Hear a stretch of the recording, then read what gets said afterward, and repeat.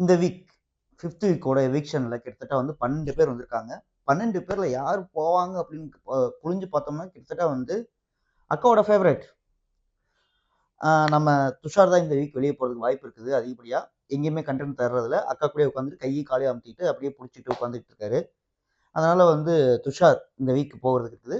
இந்த வீக் ஒரு எவிக்ஷன் தான் அப்படின்னு பார்த்தீங்கன்னா கொஞ்சம் சந்தேகம் தான். ஏன்னா 2 எவிக்ஷன் கூட போகலாம். ஏன்னா 4 பேர் உள்ள வந்திருக்காங்க. ஸோ இந்த 5th வீக்ல வந்து 2 பேர்த்த கூட வெளியே அனுப்ப வாய்ப்பு இருக்குது.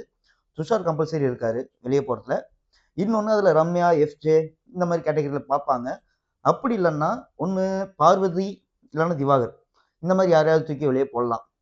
ஸோ கொஞ்சம் டிஃப்ரெண்டா மூவ் பண்ணுவாங்க இந்த வாட்டி. கண்டிப்பா பொறுத்துன்னு பார்ப்போம் இந்த வீக் யார் போவாங்கன்னு. துஷார் வெளியே வந்தாருன்னா அக்காவை நினைச்சு மரணம் உதயத்துல இருப்பாரு. பிக் பாஸ் அவருக்கு ஒரு கொடைக்கானல் ரூம் போட்டு அனுப்பி விட்டுருங்க. பாவம்.